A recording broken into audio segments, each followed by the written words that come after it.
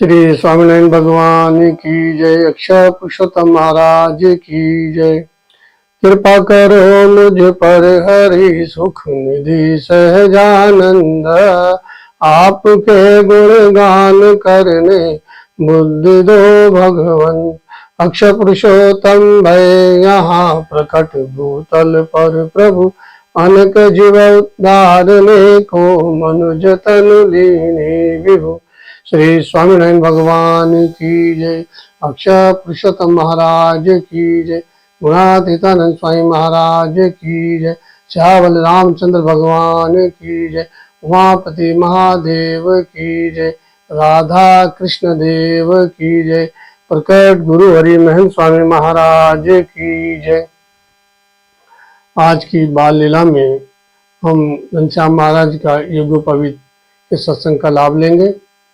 मैं पुनः उन सभी भाई बहनों से प्रार्थना करूंगा और कि जिन्होंने अभी तक इस चैनल को सब्सक्राइब या लाइक नहीं किया, कृपया उस चैनल को सब्सक्राइब करें, लाइक करें, ताकि भगवान स्वामीनारायण की बाल लीलाएं और उनसे संबंधित जानकारी, अक्षरधाम से संबंधित जानकारी उनको समय समय पर प्रदान की जाए। यह लाभ अपने सभी भाई बहनों और संबंधित रिश्तेदारों को भी मिले, इसलिए आप उन सबको भी यह चैनल के माध्यम से अवगत कराएं, उनको फॉरवर्ड कराएं, ताकि वो भी इस चैनल से जुड़े और इसका लाभ लें।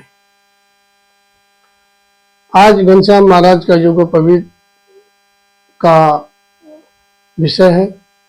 बाल घनश्याम 8 वर्ष की उम्र में प्रवेश कर चुके हैं। पिताश्री ने, धर्मदेव जी ने उनकी योगोपवीत के बारे में निर्णय लिया।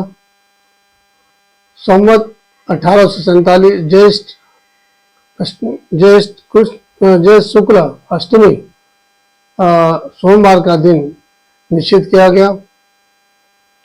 गाजे बाजे के साथ ढोल मंगलचारण घर में होने लगे। ब्राह्मण अपने वेद उच्चार मंत्रों से उच्चारण करने लगे। यज्ञ में आहुतियां दी गई। घर का वातावरण पवित्र और सुगंधमय हुआ। यज्ञोपवीत दी गई और बाल घनश्याम का मुंडन और आज उनका चेहरा इतना तेजमान लग रहा था, काफी प्रकाशित उनके चेहरे पे दिख रही थी। पीतांबर पहने हुए और उनका चेहरा पीले कपड़ों में और भी सुंदर शोभायमान हो रहा था। उनके हाथों में लाशदान, मेखलादीन और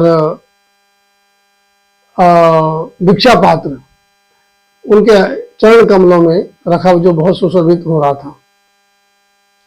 योगोपवीत दी गई, उनको जनेऊ पहनाया गया। बाद में बाल घनश्याम अपने माता पिता के चरण छूकर और अपने हाथ में जो उन्होंने लाशदान और मेखला और सास भिक्षा पात्र जो हाथ में लिया था, उसको लेके वो सीधे काशी की ओर दौड़ पड़े।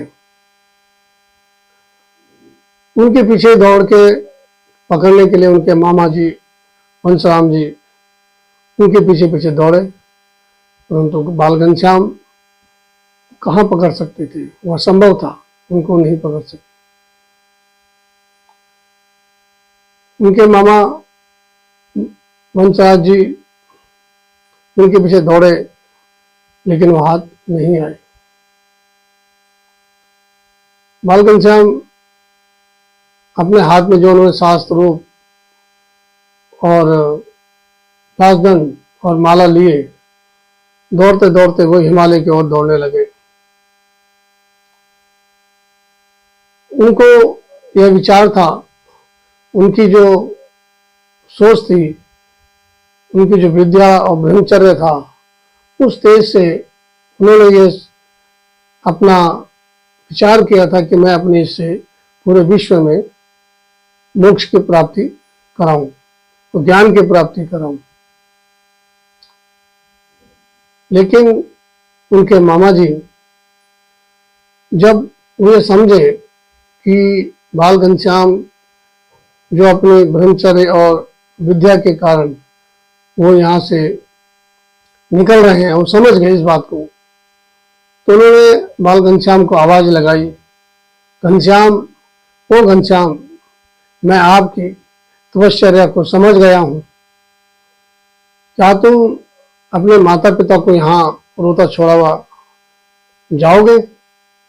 बाल घनश्याम ने सुना और वहीं रुक गए, ये सोचते हुए कि माता पिता की अंतिम इच्छा को पूरा करूं, उसके बाद ही आगे अपना कार्य करूं। वो रुक गए, उनके मामा उनके पास गए और उन्होंने उसको कंधे पे उठाया और वापस घर लाए। बाल घनश्याम अपने माता पिता के चरण स्पर्श किए, बैठे, आनंद उत्सव मनाया गया, घर में उत्साह मनाया गया, सब खुश हुए, ब्राह्मणों को भोजन खिलाया गया भरपेट, उनको सम्मानजनक उनको दक्षिणा दी गई और सबने बाल घनश्याम को अपना आशीर्वाद दिया।